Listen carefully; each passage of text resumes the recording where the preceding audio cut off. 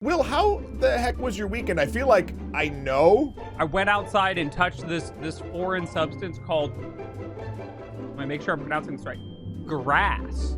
You're huffing grass? No, I touched it. Oh.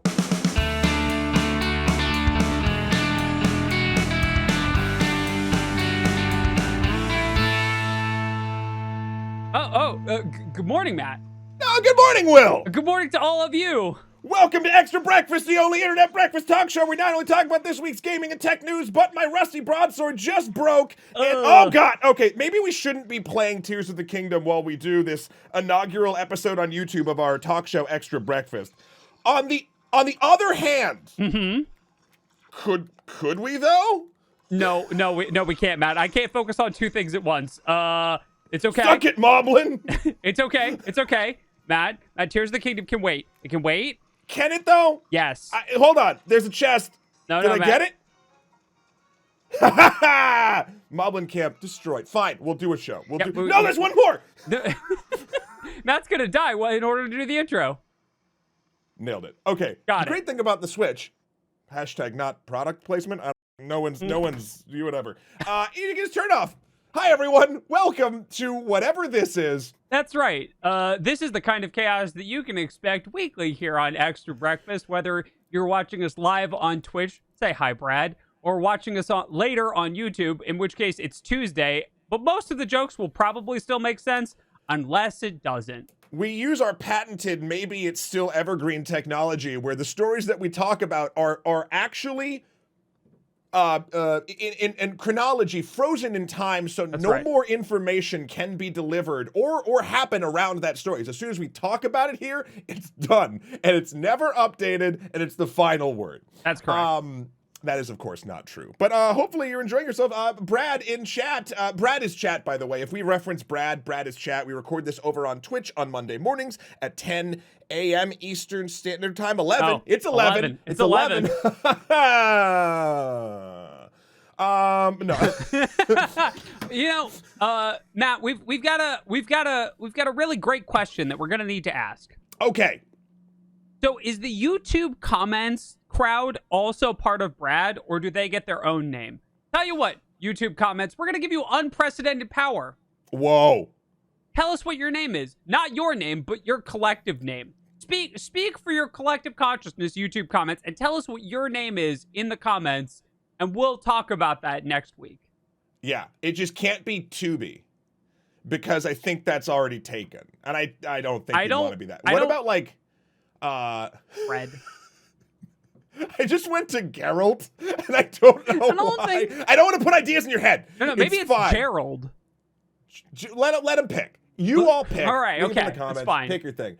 If you are also a member of our Patreon or a subscriber over on Twitch, you have access to our Extra Credits Discord community, which is a wonderful group of beans. And there's a bunch of channels over there, Tears of the Kingdom related or nay. If you want to see that and chat some more, that's where we are. Will, how the heck was your weekend? I feel like I know, but I haven't asked yet. So, here's the problem, Matt. I've committed to playing Tears of the Kingdom on stream. Sure. And I don't stream on weekends. So, while everyone else was playing Tears of the Kingdom, I had to figure out what to do that wasn't playing Tears of the Kingdom. Sure. So I played a lot of Pokemon Go. I went outside and touched this foreign substance called, let me make sure I'm pronouncing this right, grass. You're huffing grass? No, I touched it. Oh, okay. Yeah. That was it. And then I waited for Monday so I could play more Tears of the Kingdom. Okay, that's fair. I actually didn't get the chance to play a ton. I think I'm only 4 hours in. We're gonna do some first impression stuff. I think you're 8 or 20 hours? Like, how long have you actually played? I love how the options are 8 or 20. Yeah, are there other numbers, Will? Yes, obviously. I think we're about 6.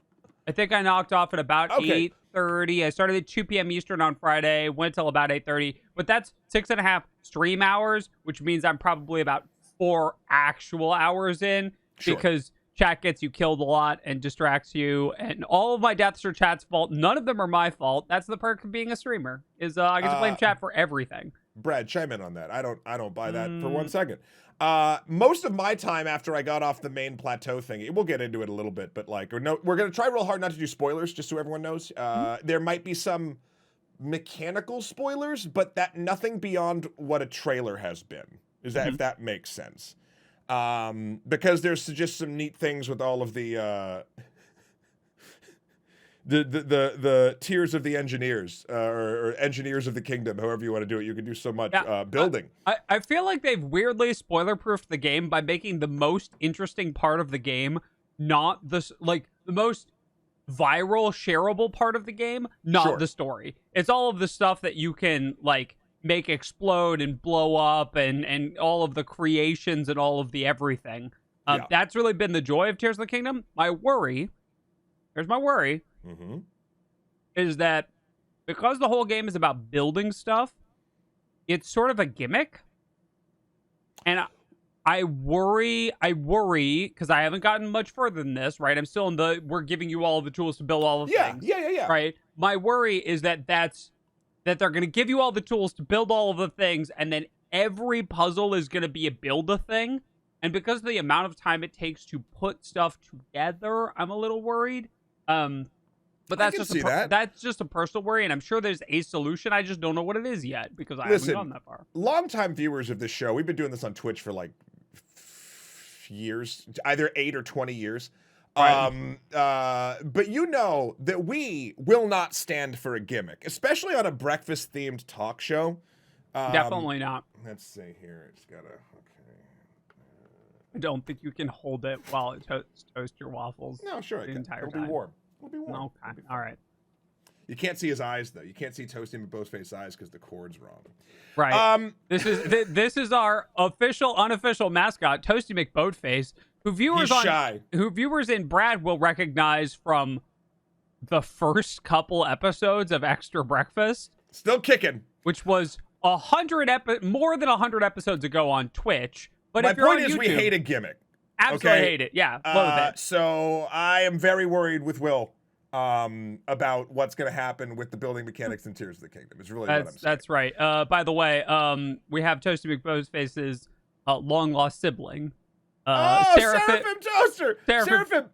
Seraphim, were you around when Toasty McBoatface began? This is so warm, by the way. Like, it's kind of nice. It's gonna scare the crap out of me when they pop up in your face. Yeah, it'll be fine. Absolutely. I'm turning slightly. It's kind of nice though. It's like warm. It's good. Seraphim was not around. Well, welcome to meeting your long lost kin. This is the first time I've seen my brother in years. Yes, absolutely, 100%. So Will. Yes. Inquiring minds want to know. Yes. In your 8 to 20 hours of Breath of the Wild. Correct. What are overall your first impressions? What have you been doing? What have you been liking? Is there stuff you don't like? I'm just curious about like your play experience thus far. So I think it's really good.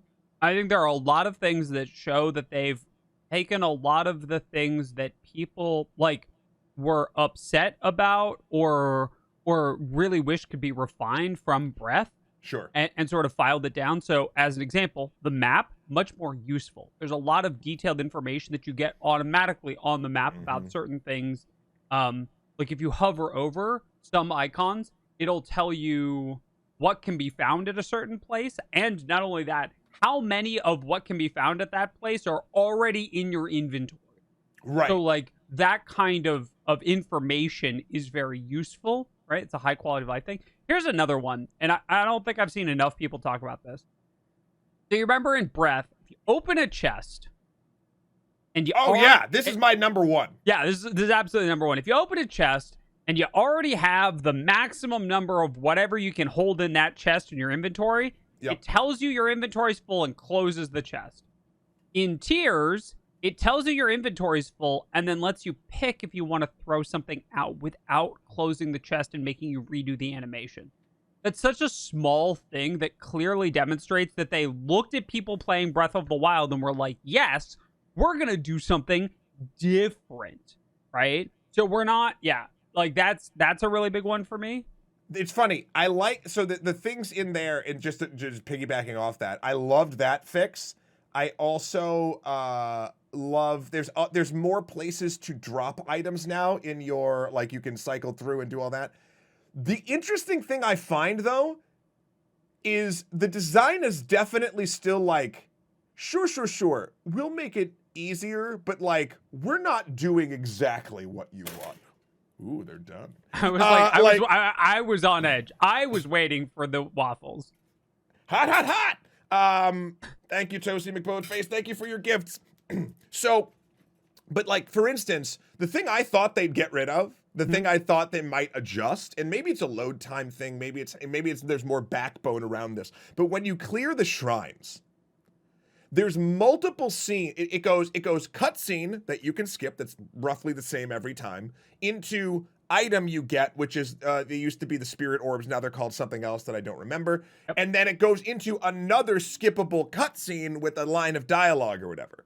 I was like, that always seemed like such wasted time, but they must feel it's important either from a technical angle or from a story angle, so they didn't change that at all. So it is from a technical angle. What is happening, and I know this because I've watched some speedrun videos that explain this tech. Cool. During that cutscene, that pre-rendered cutscene, sure, it is reloading the entire world. That is the price that we pay for being in an instanced zone, for being like in a contained zone and unloading the world so that the shrine can do whatever nonsense the shrine is going to do. Right. So the problem is that the price that we're paying for the lack of like loading zones, as like this is an actual screenshot from my playthrough. Yeah. Like I took this screenshot and put it on my phone and then brought it over here. So that's cool. Love that. The price that we pay for like being able to go through and do all of this stuff that you can do to move between zones pretty seamlessly. Yeah. Is that cutscene. And if that's the price that we're paying to get the seamless transition between like large areas, then I'm okay with that. 1,000%. Right? I figured that's what it was. I was just sort of like, oh, that would have been nice, you know? I believe if you let the first cutscene play and skip the second cutscene, that's the fastest. I'm sure the speedrunners will tell us. But one of them is if you skip both of them, it's actually longer because it gets to a certain point in loading and then has to start over because you skipped the cutscene. So the shrine cutscenes are definitely a thing. Without spoiling too much, they've given us more reasons to gremlin hoard every possible item in the game. I love that. So explain that to me, because I think they've done an amazing thing making it so that doesn't happen. Well, so the idea of collecting all of the stuff, right? But items have more purposes, like more demonstrable purposes. Yeah, for use in your playthrough. So they're encouraging you to do the thing where you pick up all the shiny stuff, but now you're picking up the shiny stuff for a reason, so you don't end up in the place you did at the end of your Breath of the Wild playthrough, where you have like 487 of every monster part and never gonna use them, right? That's not good. And Brad, please chime in. Or heck, yet unnamed YouTube comments, chime in as well. I never made elixirs at all in Breath. I don't know why. I just never did. I think I like failed making one or two and then I just stopped. So I ended the game with 1 trillion monster parts. Right. And here, because you can attach them to other things, it makes me like want to use all my items now. Yeah. So not only am I wanting to collect all the things because I have that compulsion, but everything feels like there's a use case to it. Uh-huh.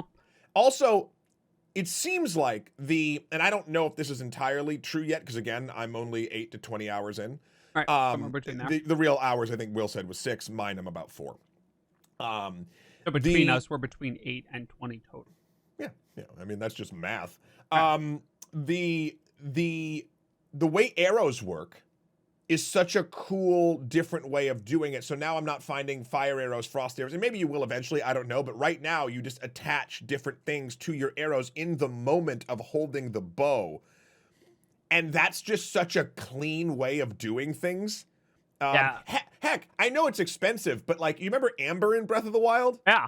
Now you can attach it to an arrow. and it makes it do a ton more damage. And I'm just like, I know that's probably wasteful, like rupees wise. What else could we possibly attach in order to do energy damage? No idea. Because, whoa, amber is the color of your energy. Anyway. DMCA strike. You're too good. You're too good, Will. It was too close. They're coming for us. They're coming for the channel. They're coming for my waffles. Not the waffles. You can pry the switch out of my cold day. No, is this like the vegan police from Scott Pilgrim? It's the DMCA police, and they like bust down your door, and they're like, "And we're taking your waffles," and you're like, "Waffles aren't DMCA free," and they're like, "No, they were copywritten in the '80s." Milk and eggs, bitch. So that quality of life, inventory management, and usefulness, I'm loving. What else on your list? So I'm just chiming in as you say things. I thought, I think that the overall the game is much more linear.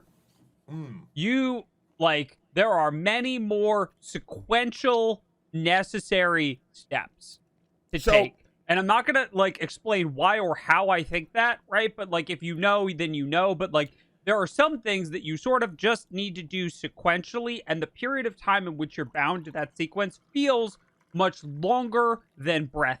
However, my initial impression is that this game is also going to be much longer than Breath, which is impressive given how long Breath is if you actually do all of the Divine Beasts and don't run naked whistle sprinting at Ganon, right? And then just gremlin him directly to dust. If you'd like to see us attempt that with a crowd control run, that VOD is over on the Twitch channel right now. That's correct. I was gonna say yes, but I'm gonna go back. Jamie actually played it different. Jamie managed to get to the ice shrine without the other the shrine beforehand. And I can't figure out how. And she doesn't remember. But she didn't get past it, but she got to it. And I don't know how that happened. It doesn't matter how, we're a cryptid, right? We're playing a cryptid. Link is like a demigod cryptid, right? He spends forever asleep. He wakes up and then just runs around eating all of your mushrooms, collecting all of your rupees, and climbing all of your ledges, right? One of the hallmarks of Breath, and I think of Tears, is you can do things in unexpected ways. For instance, there was a shrine that clearly had an intended solution. They gave me all of the stuff to have a straightforward, direct, easy solution. And I decided that solution was stupid and that I could do a better solution by collecting all of the materials for every part of the shrine and making a monstrosity, right? Yep. And that's sort of there's an intended way to do it, but also you're the arbiter of your own destiny.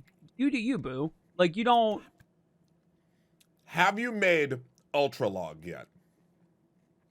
And by that I mean connect logs long enough where it starts hiccuping the draw distance. I have not yet done that. I think my maximum number of logs is 9 logs. I have seen video of a bridge that is probably a good 20 boards long. It's just 20 boards glued end to end, and someone's supposed to be doing a thing to climb and they were like, no, 20 boards, slap. I'll run across this. Heck you, game. I do what I want. And I love that. Yeah. I love that the option to just, I'm not gonna. Hey, you can't make me. Not gonna. I'm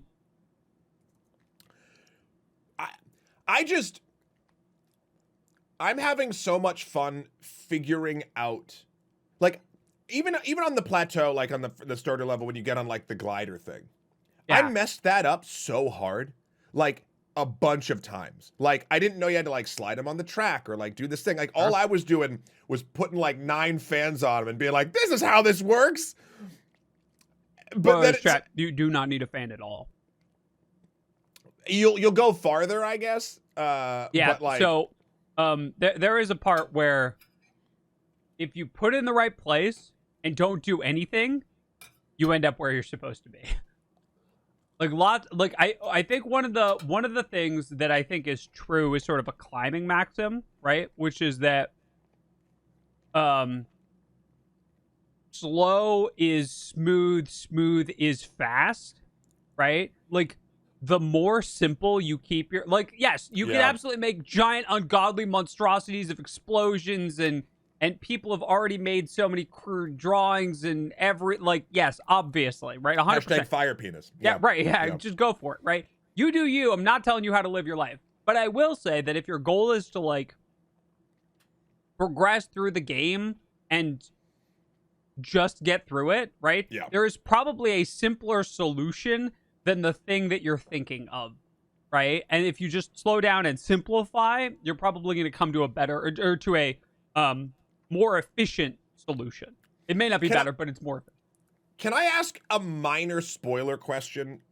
Yeah. It's not a story related, it's building related, and maybe slightly mechanic related. Mm-hmm. When you get to Hyrule, when you get to the ground, mm-hmm. the first thing I came across was what looked like the platform of a house with a sign in front of it. Yeah. That said, here's some building materials, come mm-hmm. find a thing or whatever. That's not like a puzzle like the Korok seed, folks, right? Like, I'm not supposed to build a house. No. Because I kept just building a house and being like, did I build the house wrong? My understanding is that the Hudson Construction Company has left those materials around for the rebuilding of Hyrule, and you can appropriate them to do all sorts of puzzle stuff, right? Because, like, one of the things is, if it's the same reason that there are metal boxes everywhere in Breath, right? Magnesis is only interesting in the context of, I have metal boxes to yeet around, or metal objects, right? If I don't have any metal objects, then I'm like, what's the point? Yeah. Right? Like, I have this cool thing that's only situationally useful. I'm not going to get to use it, right? Sean says, I'm going around building free real estate. My father was a contractor. I worked with him till I was 20. I guess maybe that is where my my brain went. I'm like, oh, he's got to build all these houses. Right. Yeah. You want to be Jimmy Carter. Great. Yeah. Okay. Right. Okay. Good. Okay. Now I feel like I don't have to stop and build a house every time. Also, without telling anyone why or how, the new Koroks, 10 out of 10, one of the best additions. Yep. I love them. Yeah. They're phenomenal. It's not, this is the only minor thing. I love that it's not just finding them. Yes, I agree. And it leans into the mechanics of what the game is excited for you to do. Uh-huh. And it makes me really happy to see that, because that was a mechanic I didn't really invest much in, beside like I didn't want to do the completionist run. Did you do the full seeds? I can't remember. I set out to do 100%, and the 100% run is actually where shiny percent comes from, which is a meme here on the channel, where when I declare something shiny percent, it means that I'm just giving myself permission to chase the next shiny thing. And when we finish the game, we'll see how close to 100% we got, but I'm not explicitly gonna do everything. I like that. That. Yeah. I kept getting them. And then, as I don't really like looking up guides or like help or whatever, but then the Big Daddy Korok guy who gives you more bag space or more shield space or whatever. Yeah, has to. I couldn't find him for the longest time after you meet him on the cliff. This is in Breath. After you meet him on the cliff, he's moved to the forest. Yeah. Yeah. I couldn't, for whatever reason, in my Matt brain, I couldn't find him. So I just like stopped looking for Koroks. Yeah. And that is a thing. One of the interesting problems, I guess, is that it sort of has old school adventure game logic, right? There are new collectibles, by the way. There is another class of collectible. If you haven't run into it, I'm not going to tell you about it, but if you have run into it, they're shiny. The little new shiny ones. You get one per thing that you found. In the caves? Yeah, in the caves. And so I don't know what those do. I don't know what they do either, but they're clearly collectible because they're in key items. Yep. They're not in regular items, right? So now we've got. Also, chat, we don't want to know. Yeah. Don't tell us, chat. Like, obviously, we're just talking about like what we've seen, right? But so we've gotten Korok seeds, right? Koroks are back. Spoilers. They were gonna be. They're adorable. Even the sound is the same, right? A lot of the sounds are the same. A lot of the sounds are the same, which makes sense because it's the same world. Why would you change the sound? Yeah. Right? Korok seeds are back. Shrine like orb are back, right? We've got this new collectible. We've got all of the stuff that you want to use for all of the different enemy parts and all of that. That's all collectible stuff because you need to use that to purchase items later on that you can use, right? So the number of collectibles is increased. That's kind of interesting, but it has that very like, yes, you need 47 Framdoodles to change them for a whatchamacallit. Yeah. Link does hum classic Zelda melodies to himself when he's cooking. I didn't realize that until I was at dinner with Dave, the CEO of Nebula, last night. And he told me, he's like, "Did you know that?" And I was like, "No." And like I ran home and like just started cooking. I'm like, Link is just humming the Ocarina song, and he just hums. Did he do that in Breath? I believe he did. I did not catch it, and I played that game a lot. Well, a lot of people skip the cooking cutscene. How? Why? It's the most delightful thing. Because you do a lot of cooking. I know. Here's the thing. I wish now I'll get into some slight criticism along with the thing. I was hoping that there would be if you wanted, a faster way to batch cook things. I was hoping for that as well, or like a repeat cook. Yeah. I love the actually you have a cookbook now. Like once you make a recipe, like you know it. It's not expecting you to like write it down, which I do appreciate. I was really I never wanted them to take away the act of like 1, 2, 3, 4, 5. I'm holding the things. Blah. Like I like that. But sometimes if you're on a mission, you really just want to get it done. Yep. And I think that speaks to, while I would prefer that, there is a part of like the designer brain of me that likes that they're like, no, this is the experience of cooking in the world. Yeah. This is what you're doing. This is what the world feels like.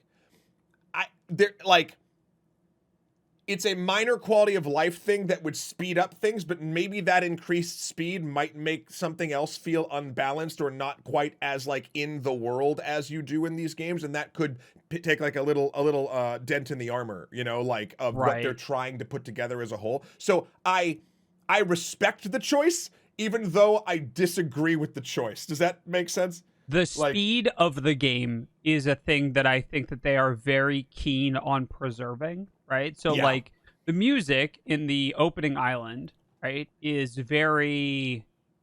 Like, at one point, the woodwinds kick in, and I can feel my blood pressure.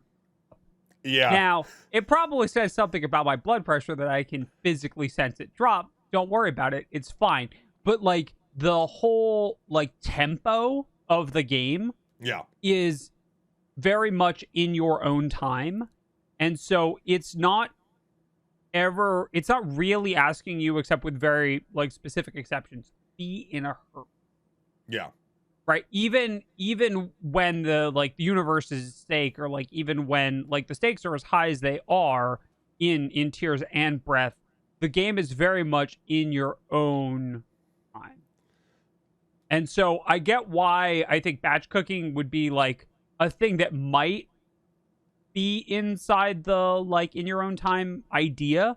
But I also think that I understand why they don't want to begin adding stuff to speed things.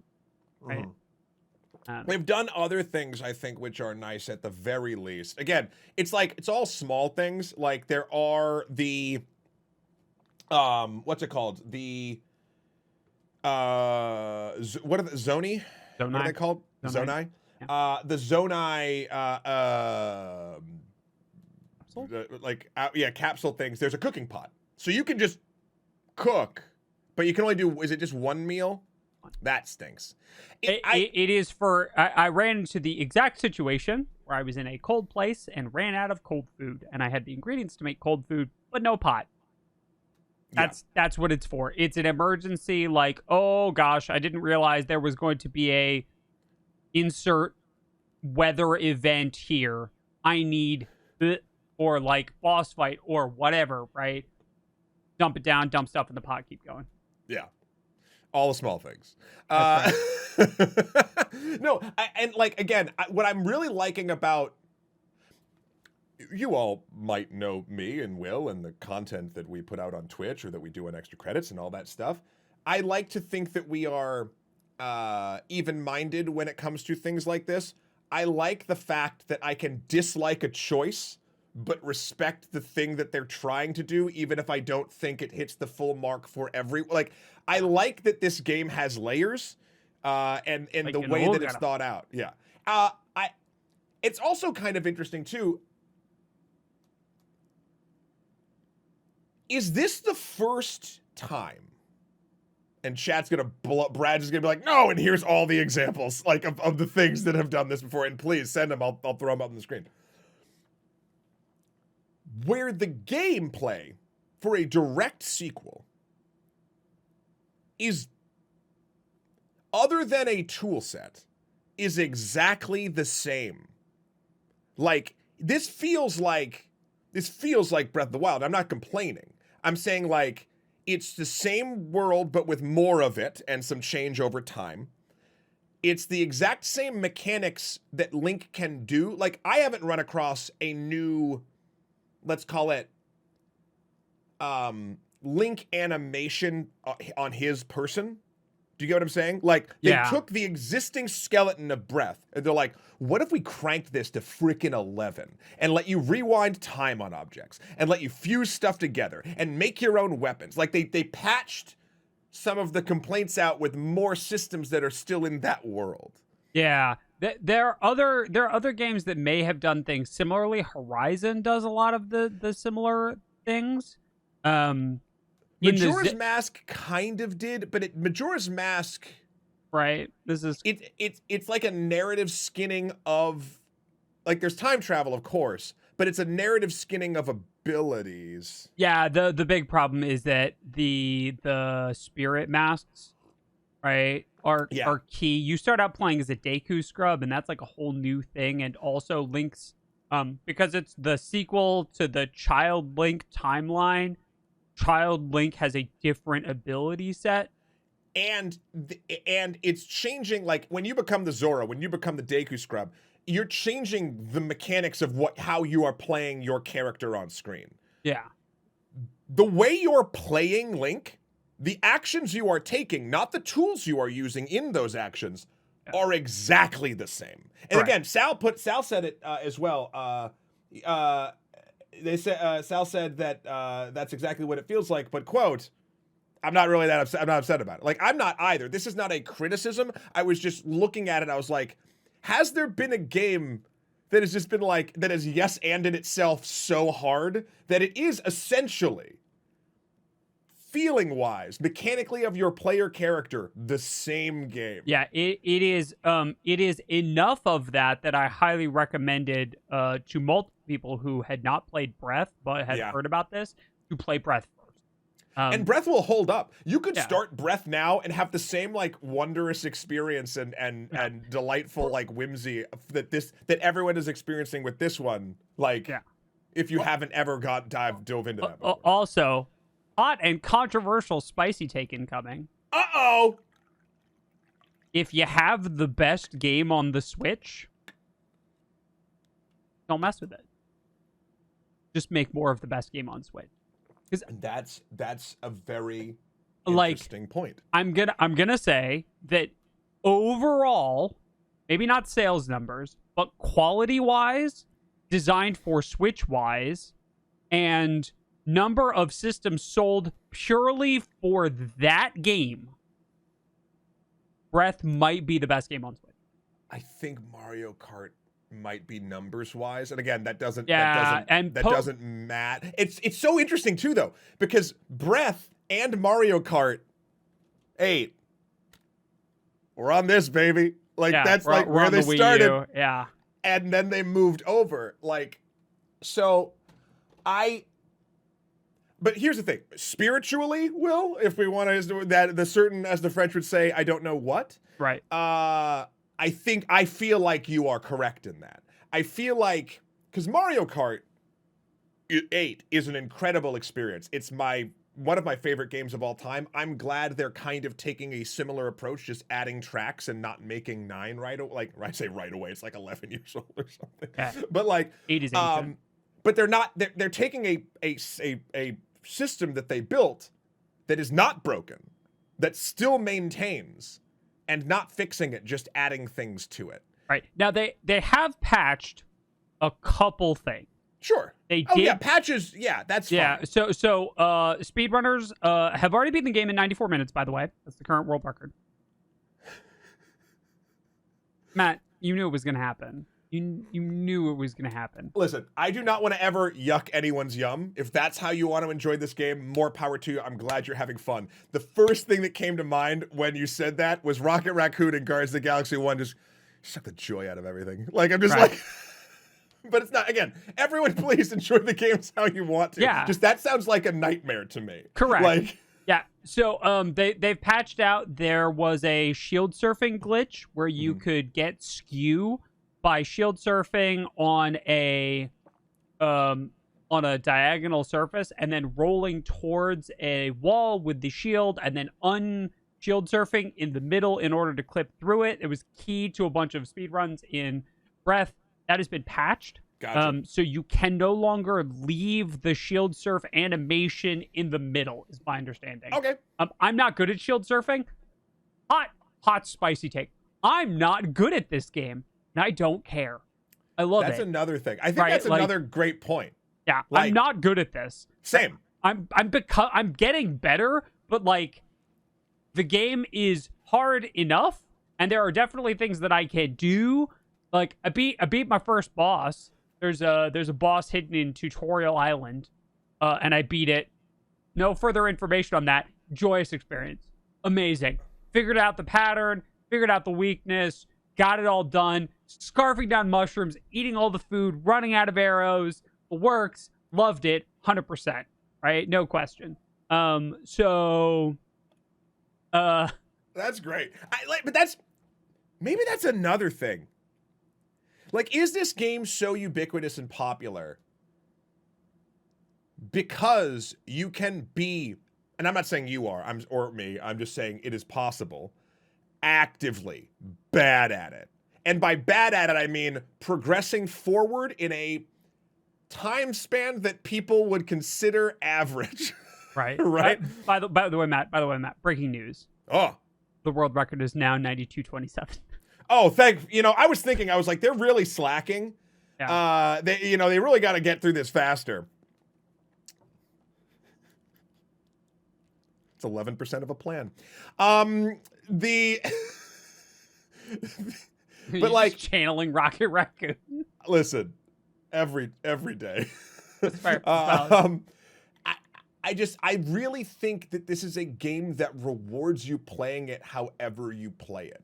Yes. Like, however you're having fun playing it, it rewards you. And that's not a thing that every game can say. Like, let's even go to Mario Kart. Mario Kart, again, I think from a if it ain't broke, don't fix it design pedigree, shares a lot of like principle in that. But rarely in Mario Kart, other than a couple races like with friends or something, like if you are continually losing or not as good as the people you are playing with or like whatever, it gets frustrating. What? Nothing, Matt. Oh. For those of you who... For the YouTube audience, we occasionally dabble in some competitive 1v1ing in various formats for charity purposes when we do charity fundraisers here on Breakfast for a variety of charities that we raise money for. Children's Hospital being one of them. We just got done with a really cool one for Best Friends Animal Society. We had to switch off Mario Kart because Matt is unreasonably good at Mario Kart and whumps me every time, and it's not fun.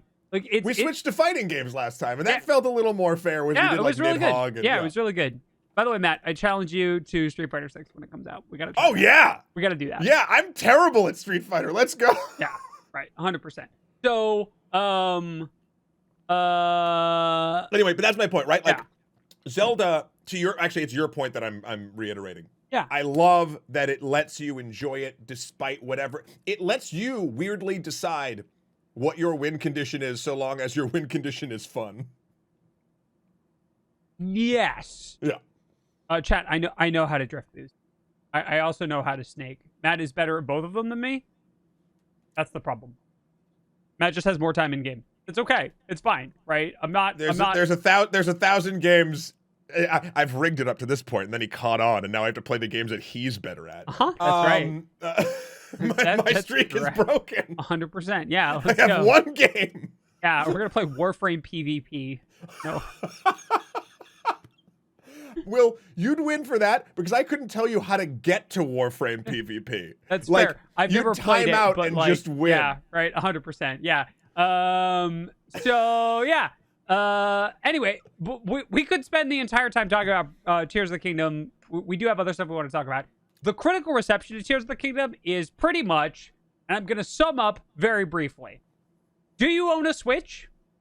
Do you vaguely look like you might enjoy this game? Get the game. That's the review, right? It's raining, but it's also green screen. You can't see anything. No, I can't. It is the reviews are coming in. This will probably be most outlets game of the year so far. It definitely is better than, it has a stronger release than many other AAA titles for various and sundry reasons, including but not limited to, it works. Step 1. And you can get it. I went Step 2. Right. I made a foolish mistake, Chad, and I will own the error of my ways. I pre-ordered a physical copy because I want a physical copy of this because Nintendo has a history of taking down, their digital storefronts, and I don't want that to happen when the Switch goes away because I had a feeling that this game would be something special, right? Yeah.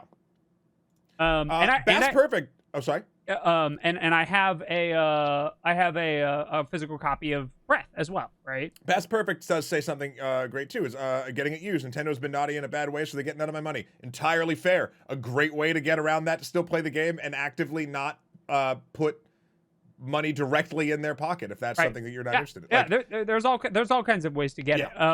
But I went to Target to get it.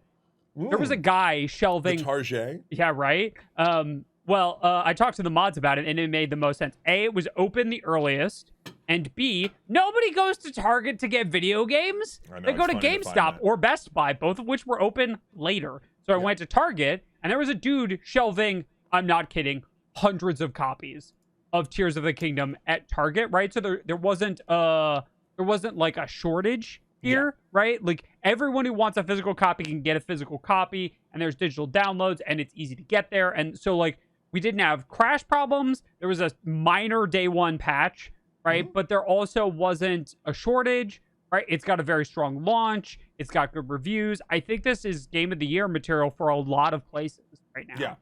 And also, I know we're kind of jumping into, we have a couple different stories like surrounding it, not just our first impressions, but the thing that I kind of liked seeing, even though I did not partake because I did not have time, was the various like people at midnight events, like lining up, like to like, you know, wait for this game to come out. That doesn't often happen a ton anymore. Not like this.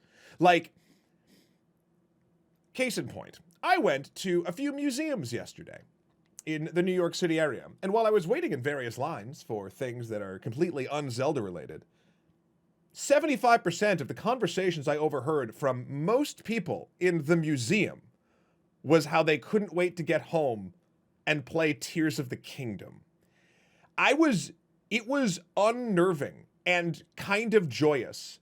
Like, and this isn't going to last long because the news cycle moves on. And yeah, there'll be articles, and obviously the game, people are going to be playing this game for months, like that have started now. That's not what I'm saying. What I'm saying is the spotlight, Sauron's eye of whatever is important in gaming will move and shift. And it felt really nice for just one cool weekend where no matter where you go, you could hear people talking about it. I even chimed in and like chatted with some folks. Like, do you know what it felt like, Matt? That first month that Pokemon Go was out.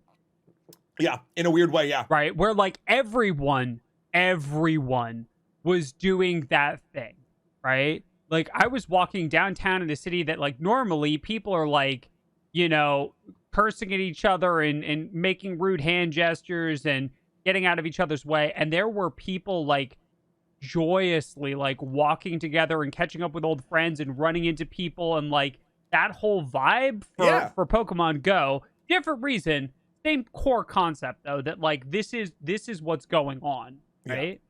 Also, Dr. Aaron Mack, hi Aaron, just said that folks were in the strike lines for the WGA stuff. We're playing it too. Yeah, it literally can go with you anywhere. Right. We were talking about how it's so good in the pre-show how there was a live letter for Final Fantasy 14 on Friday, and the executive producer of Final Fantasy 14 walked into his own stream, his own live letter, holding a Switch and playing Tears of the Kingdom unapologetically. This man funny because is also the executive producer of Final Fantasy 16. So he is talking about Final Fantasy 16. He's doing a patch note reading for Final Fantasy 14, and he's playing Tears of the Kingdom as he walks in. And the thing is, that's not him not reading a room and not knowing what to do. Like, that's him like giving the maddest props he possibly can to another company he respects a thing they put out. Like 100%. And that's just really, really fun to see. Yeah. So we don't have to keep going. I mean, obviously the ratings of this are through the roof. There are people that are not enjoying it. Again, side note, that's cool too. Just because a group of people likes one thing does not mean that you need to. Like, there's plenty of games to go around. Yep. Absolutely. Is there any other Tears news stuff? Well, there's this one, which is kind of Tears adjacent, and it's kind of an interesting one. Okay, so GameStop had two things. Number one, you can get a wooden plaque when you pre-ordered it. It's log. It's big. I'm not it's mad heavy. at this. It's wood. It's log. I would rather listen. It's log. It's better than bad. It's good. It's wood. I am happy to see this, and the reason is how many landfills are filled with plastic nonsense of like collector's edition busts of I don't know what. Master Chief or one of the Gears whatever. guys or yeah. So it's biodegradable and that's cool. It's just a piece of wood with a cool etching or burning or fake burning etching on it. Like, fine, great. Like it'll decompose. It's biodegradable. Yep, 100%. So that's cool. The other interesting one is that Tears of the Kingdom is $70 US. Uh-huh. And I believe, and Chad can correct me if I'm wrong, it's definitely the first $70 AAA title I've purchased. And I think it might be we were talking about this Friday, it might be the first $70 first party Nintendo title. Yes, I believe it is. First party, absolutely. So GameStop has this deal where you can trade in 2 games off of a very specific list and so you trade those 2 games in and then you get Tears of the Kingdom for $20. Yep. And the valuation shift between a $60 game and a $70 game is going to be a thing that we sort of like begin to like look at more keenly. Because I don't think... Okay, so we'll put it this way. If I said you can trade in 2 games and pay $20 and get a $60 game, I don't think very many people would take it in the same way. Because the valuation doesn't seem correct, right? Because it's like it's a normal. I'm gonna put so many air quotes if you're just listening, right? It's a normal priced game is $60, right? And so you wouldn't get away with a 2-for-1 plus $20 to get that thing. I think in a lot of cases, and I will also admit that I'm not the target audience, right? I have the privilege of getting to write all of my games off as a business expense because I play them on stream, and B, I have sold enough games and done enough work in the secondhand like long-term Nintendo game market that like I don't trade games in like ever because that's why I still have an on-disc copy of Thousand Year Door, for instance, and that is hard to find and expensive when you do, as an example, right? So, like, I'm not the target audience, But I also think that the valuation change is very different. I think that the trading in games, especially to GameStop, is an interesting proposition because, well, in one way, it facilitates what we mentioned before. You can buy a used game very easily if you'd like to play it, but not directly support where it comes from. Like, that totally makes sense. In the other side of it, I don't think, and I've traded in games before, but it's never been like, when I trade in a game, I feel I have that I do not need to archive it, or because I won't really feel like I'll go back to it, or I feel like I have gotten whatever I paid for it's worth out of it. Does that make sense? Like, I don't even think of it as like, this sounds strange, but like as value. I have extracted the experience, extracted the value from it, and now I would like someone else to experience whatever they can from it. Does that make sense? So I never really put like the monetary value on it because I'm very, I guess, binary in that regard when it comes to like, do I want this still or do I not want this still? Like, I'm not like, oh man, I'm not going to sell it for $10, but I totally sell it for 20. Like, that never comes into my head. Yeah. And again, same as Will. Place of privilege where what we do for a living affects how we evaluate things because we can write things off on our taxes and all of that stuff. So it's interesting. I don't know. I mean, I think there's an interesting knock-on reversal effect to what you're saying, Will, where the fact that it is $70 will make more people want to trade in or think of it as a good deal. Yeah. It's not that it's exactly what you said, but sort of like a 180, I feel like. If the end result is exactly the same. This is going to work out. Also, and this one is really weird. I don't know that I'm ever going to be comfortable with a pure digital download for a $70 game. That's another one. But then, right? like, look at Steam. Like, we sure. paid $60 for stuff on that. Like, we do? Yeah. What have I bought on that thing? I must have. Yeah, I don't. Is it 50? Is it the average 50 on Steam? Well, maybe for you. I'm indie trash YouTube, so that's fair. like my average is like way down, and I've been really digging Bullet Heavens on our Tuesday show, the Rogue Review. Like, so my average is way down, and I genuinely do not know the last time I purchased a $60 title on Steam at all. I feel like the last one I did was Elden Ring. Okay, the one I did, I remember the last time I know for a fact that I pre-purchased Endwalker for Final Fantasy XIV because that's a little different, right? That's an X-Pack for an ongoing MMO that I'm already sunk my soul into, right? Like, I have a little piece of my soul. He's called Boundary Gugun. He's a white mage. He runs around and he does adventures in Aors, right? Like, that's fine, right? Like, I've parted with that part of my soul, and it's been given digital legs, and it runs around on it. So, but outside of that, I don't know, right? Tears felt special. Yeah, and I will go back. A lot of people saying stuff in chat, but Crystalline says something very interesting too, and it's if I can click the buttons. Basically, I think most go for Steam would be like 30, but they did get Elden Ring. I looked at my stuff and I was like, oh, I actually haven't. I think Elden Ring was the last $60 game I purchased. So yeah. In my head, for whatever reason, because I think, to be perfectly honest, I think I buy more console games than I do games for PC. I buy more PC games, but again, I'm buying a lot of 1Z, 2Z small indie titles. Yeah. I'm buying a lot of stuff. So like I said, Rogue Review is probably the leading cause of me buying games at this point. Or I buy them on Nexus. Yeah, right. Or buy them on nexus.gg/extra credits, I think is the link. You can come over to Twitch and !. I bought Last Epoch on that. We got to play Last Epoch. We do. Yeah, maybe we'll do that Thursday. Yeah, Matt and I are still trying to figure out what our Thursday co-stream day is going to be. We're trying to play Last Epoch. I want to make a Necromancer.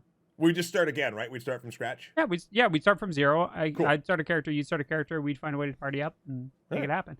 So, yeah, you can also get them on Humble Bundle. There are all kinds of places to get games. But anyway, so this is just an interesting phenomena that I think is going to be more common with the rise of $70 games. We're going to see weird trade-in deals for premium titles. We're going to see people value games differently. Not because 70 is a ton more than 60, but because people believe that games, and a huge air quotes, should cost $60. And changing that model is going to be the work of a long time, right? Whether or not they should, they will be changing that pricing model, right?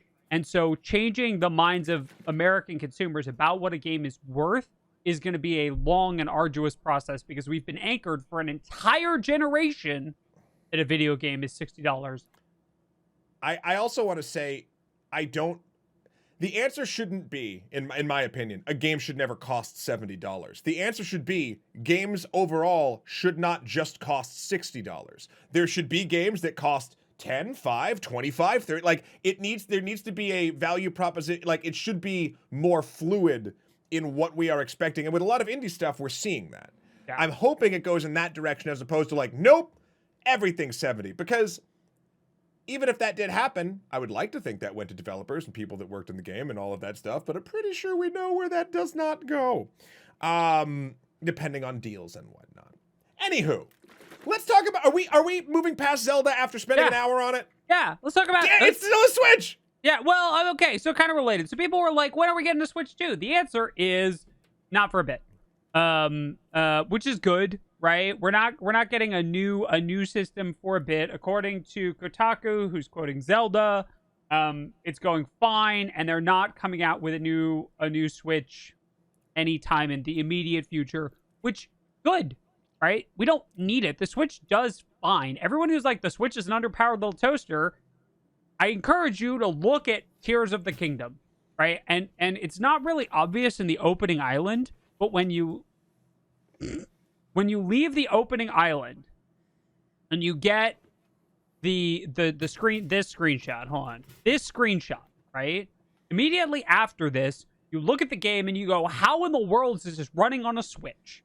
Right? Because they figured it out, right? They didn't complain about like, you know, how many flops or whatever. And yeah, it only runs at 30 frames. And an incredible amount of resources. Sorry to interrupt, Will. I want to make it very clear. Right. So I don't think we need a new Switch, and I'm glad that they're not doing one yet, because I think that they recognize that the world economy maybe not in the strongest place to ask everybody to drop a whole bunch of money on a new device. I think it's also kind of... Listen, I love new console hype as much as the next 80s, 90s, 2000s, and today kid. But I also think that the hype machine has gotten us trained in a weird, like, consumery fervor to like, well, when's the next thing? I need to buy the next thing. I need to get excited about this. Like, I'm really happy that the space that the Switch fills in my gaming menagerie is a really, really nice one. It does things that other things don't do for various reasons. Even in the full experience handheld space, I don't know what to call it, but like when the Steam Deck was coming out, they're like, oh man, Switch versus Steam Deck, who's gonna win? That's like saying like, oh man, Muhammad Ali versus a NASCAR, who's gonna win? And it's like, win what? Yeah. Like it's not the same sport, bruh. Like, it's, you know, like, they're filling different voids for different people, even though they both fit in your hand. They are both sport. Like, it's always so strange to me. And I'm happy that, like, through skill and resource and things like that, like, the Switch is still a viable thing, even for indie stuff. Like, indie stuff, I think, has really also put the Switch on a map in a different way, because there are less big, flashy exclusives on it. Like, it's okay. Its power level is good. This isn't a, I'm trying to think of, like, at what point, I guess, was it between, I think it was, between the NES and the N64. I feel like, Yes, SNES. Sorry, SNES to the N64. That was like, because you were seeing jumps, you were seeing and hearing about PlayStation, and you're doing the stuff. And it's like, oh, okay, this hardware's getting long in the tooth based on other things. Nothing's making the Switch, from a gameplay experience perspective, at least for what I look for in games, feel long in the tooth for me. And so I'm glad that they're not rushing out a Switch Pro. Like, will it be neat? Sure. Will I get it? No. Like, yeah, I might get it. I don't know. But like, that's not the point. I have a launch edition Switch, so mine is just physically getting a little old. Although, to be fair, there aren't that many moving parts in the actual Switch. They're moving parts in the Joy-Con. Thanks, Joy-Con Drift. But I don't use my Joy-Cons for that. They sometimes move when you don't want them to. Right. Yeah, I play everything on a Pro Controller, and so like my Switch doesn't actually move its parts. That's, interesting. Yeah. I got the OLED. But like there's use cases for that. The only reason I did that was because I honestly wanted Jamie to have a Switch so she could play Breath of the Wild. So that made sense. Like, that's currently at her place, so anyway, I'm glad. Let's not just keep rolling forward for the sake of hype. Let's just try to enjoy ourselves for a moment. Speaking of things that are not rolling forward for the sake of hype, that it will be coming out on the Switch in the indie space, Silksong has been delayed. Yes. Down the bell. Silksong has been delayed. Bong! That's the bell. I don't know. Yeah, right now it's a good bell. Good. Great. Awesome. Excellent. Number one, people were asking what would happen if Silksong and Tears of the Kingdom came out at the same time, because I have this mythical list. It's called the Yeet list. We're currently in Yeet mode, where I have yeeted all gameplay off of our Twitch schedule so I can play Tears of the Kingdom. That means that instead of playing Minecraft and Elder Scrolls Online and roguish games, no, I'm not playing any of that right now. I'm just playing Tears of the Kingdom until I'm done, right? That's what we're doing. Silksong is the other resident of the Yeet list right now. And so people were wondering what would happen if they came out at the same time. And I said I just wouldn't sleep. So I'm glad I get to sleep. That's good. Two Yeets enter, one Yeet leaves. That's correct. And then the other really nice thing is that the reason the developers gave was, we need more time. It's not ready yet. Yeah. Good. Great. Now, to be fair, Silksong is in an incredibly privileged position, which is to say that they have done a great job of not building any hype. Like, intentionally, right? They're like, hey. They haven't built hype. Right. We've built hype, but we're responsible for our own hype, right? They're like, hey, here's a trailer, here's a demo. Talk to your children about hype before someone else does. Right. But so their thing was, hey, this has gotten bigger than we thought it would be. Yeah. A reminder that Silksong was originally, all the way back in the day, supposed to be DLC for the original Hollow Knight game where you played as Hornet. And they were like, yeah, the more we thought about it, the more we realized that's not a good idea. We're just going to make a new game based around Hornet. And everyone went, okay. And they went, yeah, we'll get to work on that. We'll be done eventually. And everyone went, okay. And now everyone's like sitting here like getting frothy. They're like all frothing themselves up. And they're like, okay, brake pump. We need a little more time. It'll be okay. Yeah. We just need a little more time. All right. Good. Great. Excellent. So I'm very glad they're doing that. I wish them a very merry long development cycle, and I will purchase your game on multiple platforms when it comes out. There we go. This is the way. Gives me time to beat Hollow Knight. Yeah. Maybe I'll continue my thing beating Breath of the Wild 3 days before Tears comes out. I'll beat. That's how we'll predict when Silksong gets Shadow when I Drop. finish. Is 3 days after Matt finishes Hollow Knight. They're just like, oh, by the way, Silksong's out now. Which, by the way, if you're on YouTube, we've been talking about this for a bit. I am firmly of the opinion that the best way to drop Silksong will be out of nowhere. Oh, yeah. It'll just be, and Silksong is out now. That's the right way to do Silksong, because nothing else will be good. I think elongating the hype cycle intentionally, not going to be a good move for Silksong. Just put it out when it's ready and don't tell us. I mean, could you imagine? I mean, I feel like it'd be one of the best Shadow Drops ever. That would rival for me. I think it'd be greater than the Prime remake. The Metroid Prime, like, that was such a wonderful surprise, and like that kept us talking about that game for a couple weeks after the fact. So like, I don't know. Obviously people are gonna be talking about Silksong for a long time, but it'd be cool. I should play that next weekend when I can't play. It's really good. Yeah, it is. I watched you play some of it. I should play it because I can't play Tears of the Kingdom off stream. Okay, let's talk about a weird story. Weird story. So, lots of people have been getting all up in Mr. Beast's grill. What else is new? Yeah, this time he bought some houses for his friends to live in. This is off a Kotaku article. Which is off a Kotaku article. It's also been off a lot of chatter that we've heard over the past like week. Yeah. And lots of people are like, he's making a company town. Okay, pump the brake. Please pump the brake. Company towns are what Disney makes. Disney makes company towns. A company town is a town where one company controls all of the jobs, all of the places for workers to spend their money, and all of the housing, right? That's a company town. Does Disney have stores, like their own stores in their things? I don't know. It's highly incentivized for park workers to buy food in the parks. Okay. All right. Let's go. You know what? I don't need to give Disney the benefit of the doubt. Sure.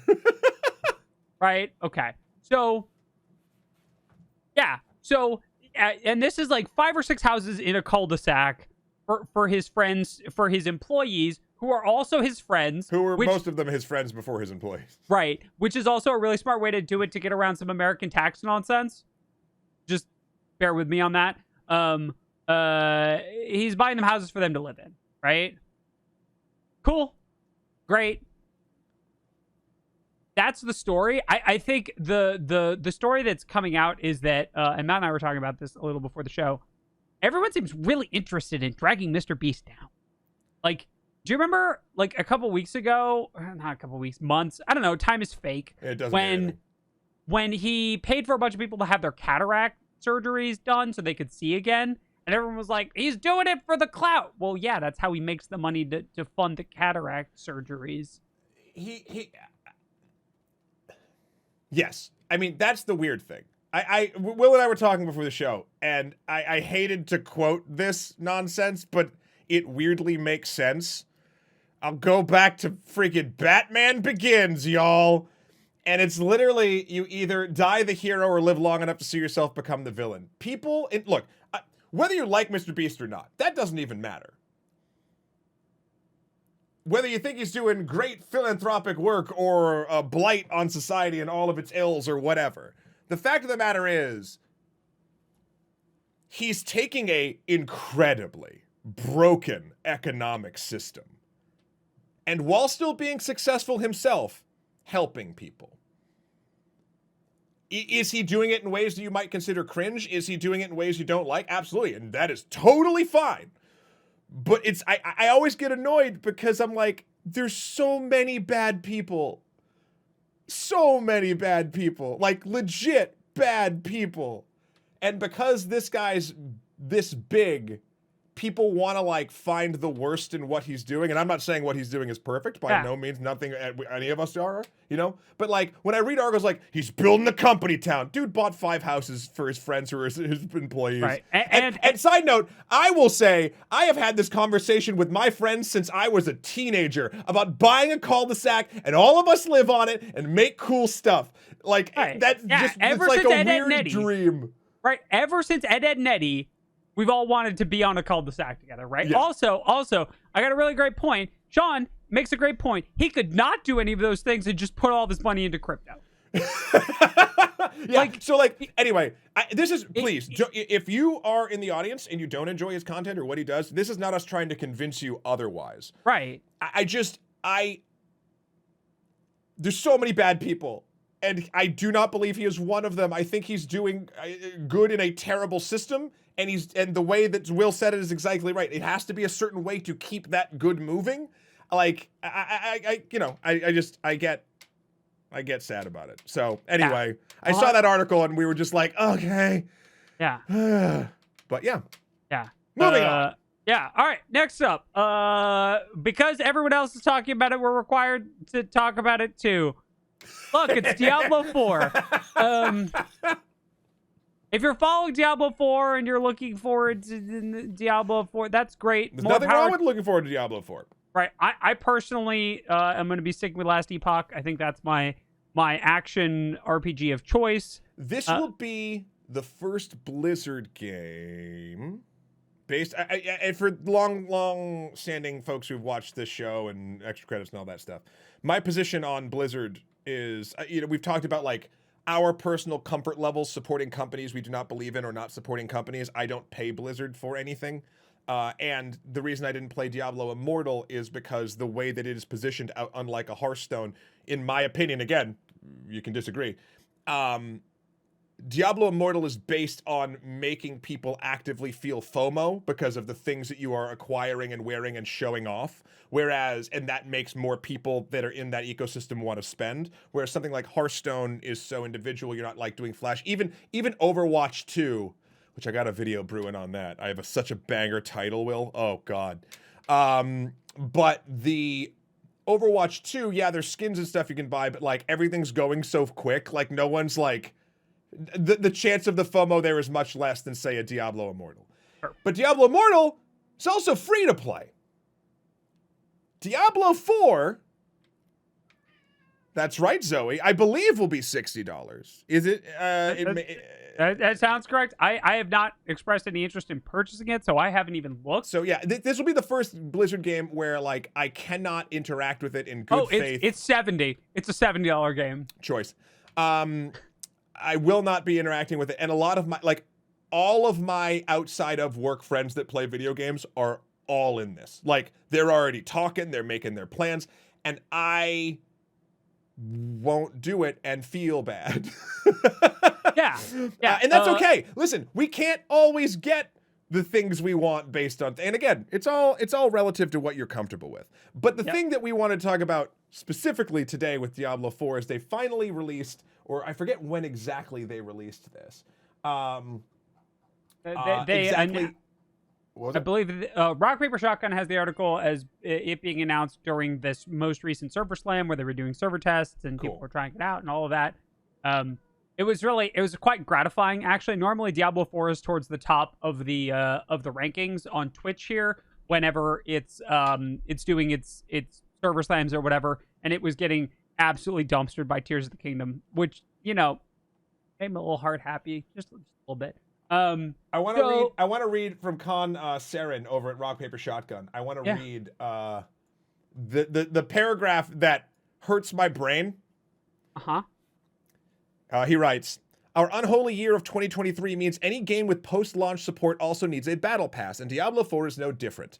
Each season's battle pass will include 27 free tiers and 63 premium tiers, so 90 altogether. Free tiers grant you cosmetics and a resource called Smoldering Ashes, which you can spend on season's blessings that give you a bonus until the next season rolls out.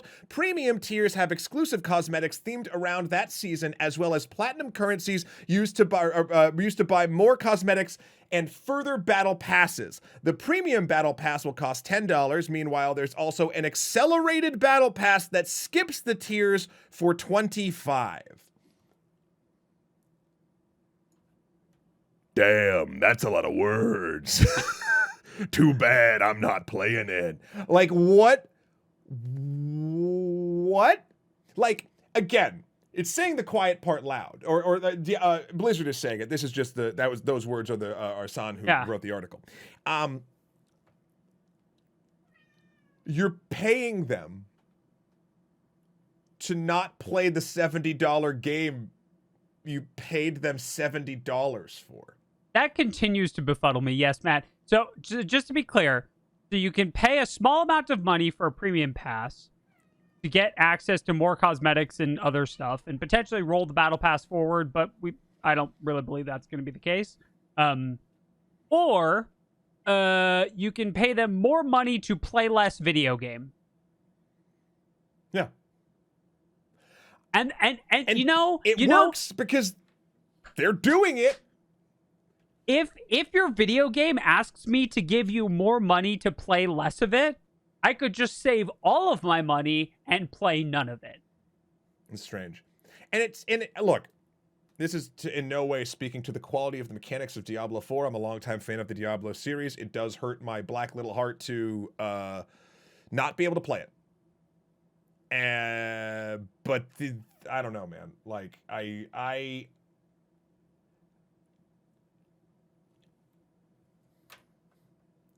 if this was a game I was pumped about from a studio that was either new or that I trusted, I'd give it the benefit of the doubt. Precedent would say that there will be continued flubbery throughout this entire process, that if this is what is announced, what is coming will be worse. That's correct. Now, Matt, just, because I gotta be this way. It's really nice of Blizzard. It's really nice of Blizzard to make it a $70 game.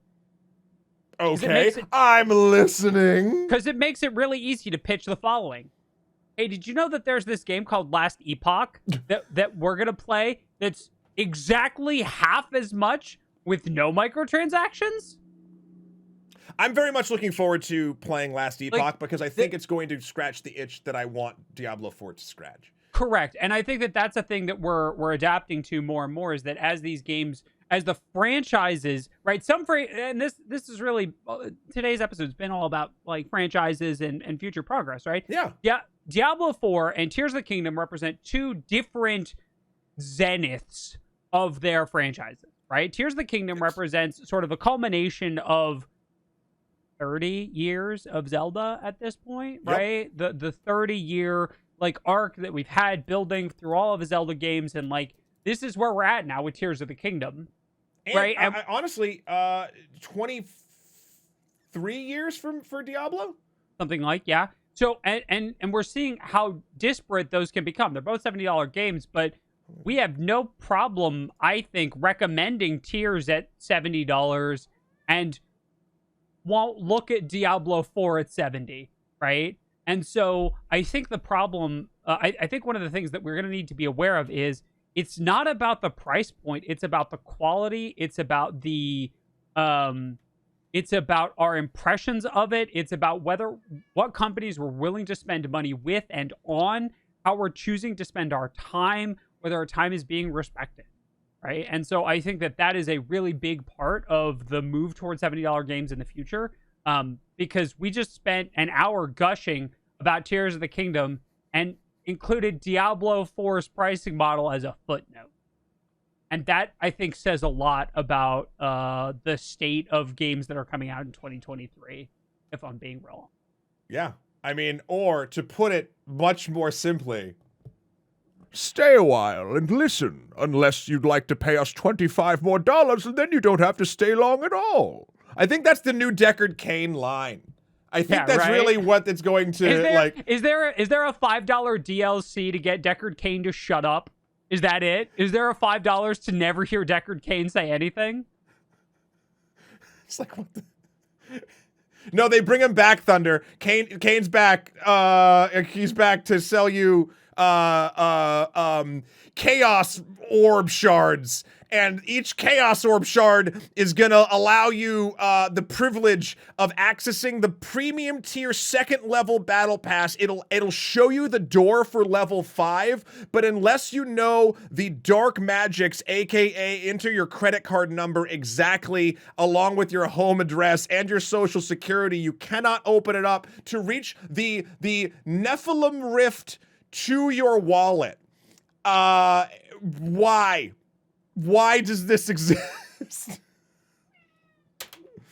Anyway, Deckard Cain. Yep, 100%. In the arms of the angels. That, I think, is going to do it for this week's episode of Extra Breakfast. Thank you all so much for joining us. If you're joining us for the first time on YouTube, again, please leave us a comment. Tell us what you all would like to be called. We call our Twitch chat Brad. What would you in the YouTube comments like to be called? Also, Zozo, hey, you want to say goodbye? No, she's being a butt. But also, let us know what other kinds of stories you would like to see on Extra Breakfast. You could leave some comments here, of course. You could also, if you, again, are a subscriber over on Twitch or a member of our Patreon, you could put them in our various chat rooms over there that they're basically there for. Next week, we'll be coming back with another show. We'll talk about games. Prepare yourself. Yeah, get ready, because I'm sure nothing will get in the way of that. It's time now, Will, for our patented end of the show sign off. Right. I think you know what it is. I absolutely do, Matt. Could you tell me just real quick what I got a traveler's spear. Bye everybody.